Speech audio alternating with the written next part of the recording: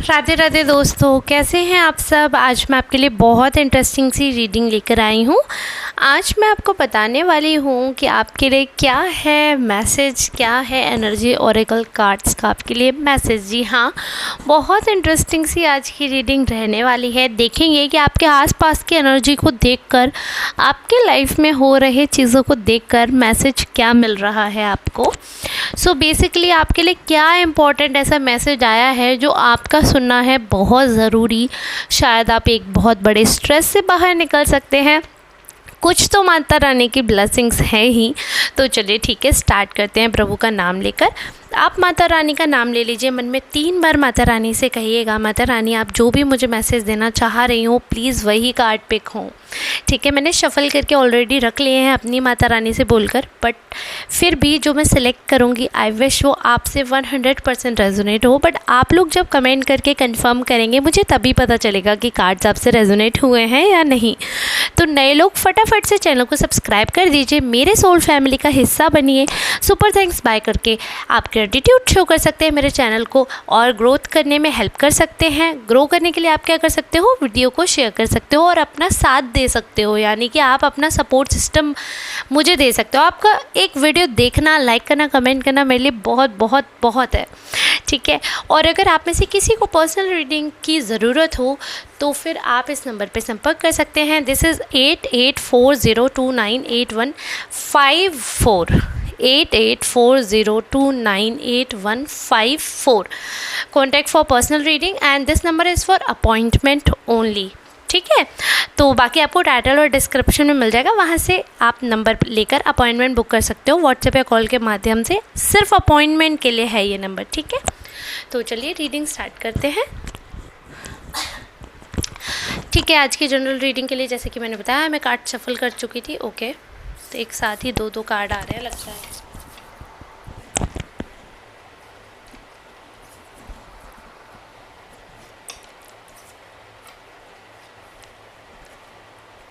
आ रहे हैं फ्रेम में, थिंक इनको ऊपर करके ऐसे।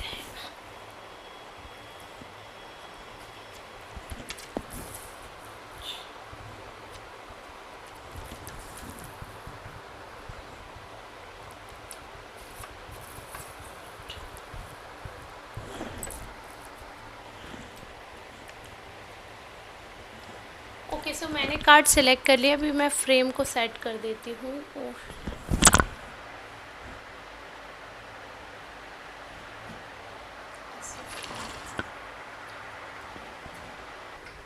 ओके, सो मैंने कार्ड सिलेक्ट कर लिए हैं, अब आपको दिख रहे होंगे।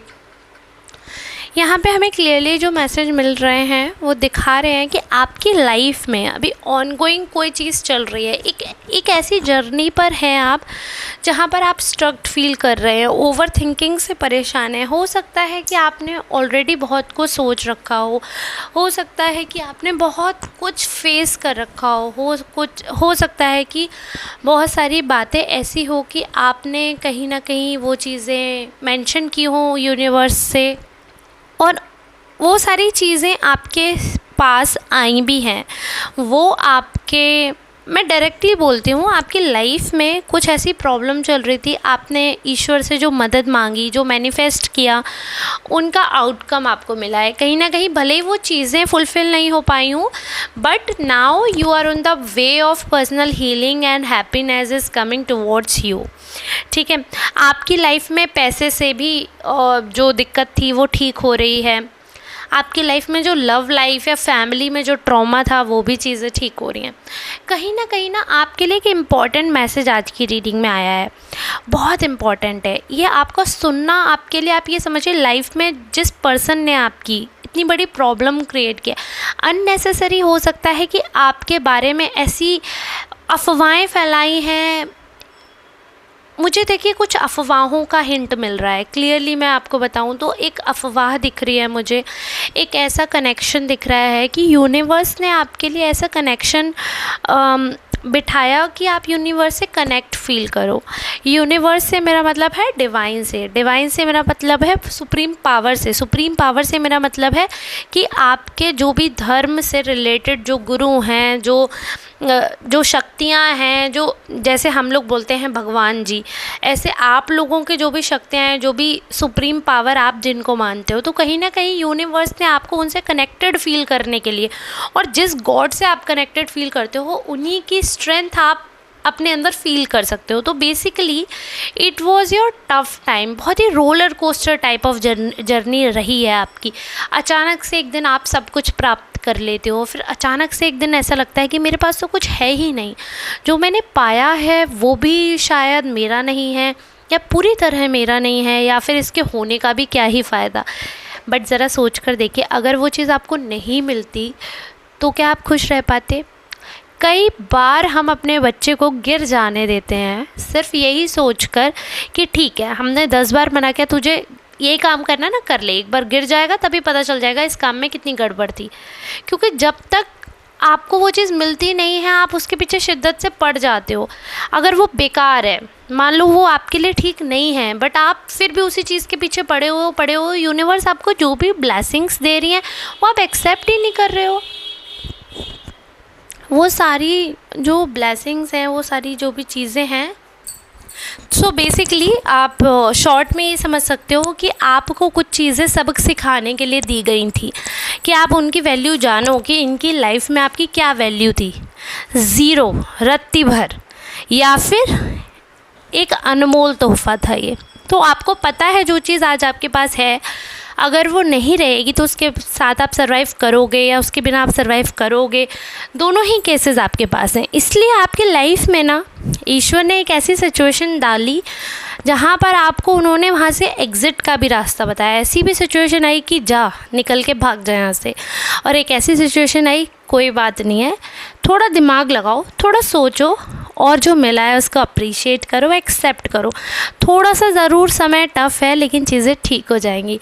तो आपको आपकी कंडीशन के हिसाब से सिचुएशंस दी गई कि क्या आप उन चीज़ों को ठीक करना चाहते हैं। अगर आपका डॉग, अगर आप पेट लवर हैं तो इस एग्जांपल से समझाती हूँ, अगर आपका डॉग है, कभी वो बीमार होकर आपको काट ले तो आप क्या करोगे? उस डॉग को वापस वैक्सीनेशन करवा के दवा दिलवा कर रखोगे या उसको भगा दोगे क्योंकि उसने आपको काट लिया है? आप क्या करोगे? तो इसका आंसर भी आपके पास ही है ना।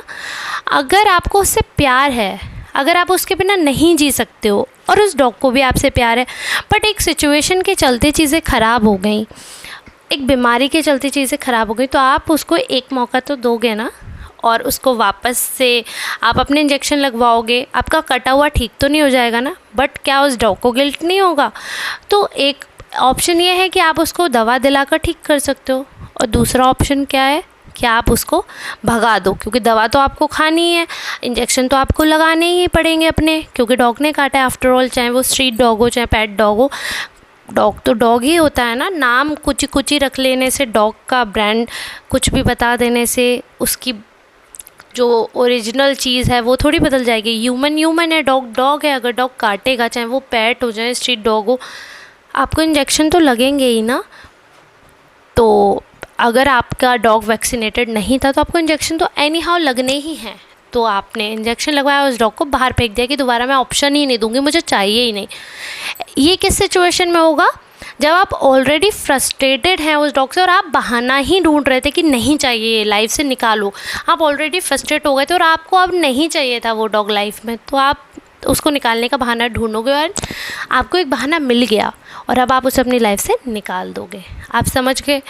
तो लाइफ में यूनिवर्स ना आपको दोनों सिचुएशन देती है, एक डोर भी देती है और गेट भी देती है, यानी कि, और आपको गार्डन भी देती है। अब आपको ये चूज़ करना है कि आपको वहाँ स्टे करना है या वहाँ से बाहर निकल जाना है। तो यूनिवर्स हर सिक्का आपके ऊपर फेंकेगी जिसके दोनों पहलू देखने होंगे, ठीक है? तो ऐसा दिख रहा है कि अभी आप ओवर थिंकिंग के चलते आप उस ब्लेसिंग को अप्रिशिएट ही नहीं कर रहे हो, एक्सेप्ट ही नहीं कर रहे हो। लेकिन आपके लिए मैसेज है कि जो आपने मन्नत मांगी थी ना वो पूरी होने वाली है। जो आपने सपोर्ट मांगा था, जो स्ट्रेंथ मांगी थी वो आपको मिल गई है। आपके एंसेस्टर्स आपको देख रहे हैं। आप एक्शन करते रहो, आप मेहनत करते रहो और ऐसे ही एक साहसी योद्धा की तरह लगे रहो, क्योंकि आपका रिज़ल्ट जब आपको मिलेगा ना तो आपके सपनों से भी सुहाना होगा। सच में वो आपने सुना है ना, सपने सुहाने लड़कपन के। वो लगता है ना कि वो सपने सबसे अच्छे होते हैं, बट सपने आप कभी भी देखो, सोते जागते वो अच्छे ही होते हैं, बशर्ते आप अच्छे सपने देखने वाले हो। तो जितना आप पॉजिटिव रहोगे, जितना आप ऊंचा सोचोगे, उतना ही आप कर सकते हो। जिसके सपने ही नहीं होंगे वो लाइफ में क्या अचीव करेगा। तो ऐसा नहीं है कि जितने सपने कम देखो उतना ही ठीक है, ऐसा बिल्कुल भी नहीं है। और मैंने कहीं सुना था कि जितनी चादर हो उतने ही पैर फैलाने चाहिए। फिर वही यही मैंने कहीं सुना कि नहीं क्यों फैलाने चाहिए, हमें रुपए इकट्ठा करके थोड़ी बड़ी चादर खरीद लेनी चाहिए। तो ये डायलॉग मुझे बड़ा अच्छा लगा, क्योंकि ये पुराने कहावत है, जितने चादर हो उतने ही पैर फैलाने चाहिए। और आज की डेट में क्या है, हर चीज़ आप बाय कर सकते हो, क्योंकि पैसे की वैल्यू ख़त्म हो रही है, यानी कि मनी की वैल्यू डिग्रेड हो रही है, पैसों की मनी की वैल्यू कम हो रही है। पैसे तो ख़त्म ही हो गए। पहले पैसों की वैल्यू थी, रुपयों की थी, फिर हज़ारों की, लाखों की, ऐसे रुपयों की बढ़ रही थी। अब तो लाख रुपए हज़ारों के बराबर हो गए। मतलब वैल्यू ख़त्म हो रही है, डिग्रेड हो रहा है मनी।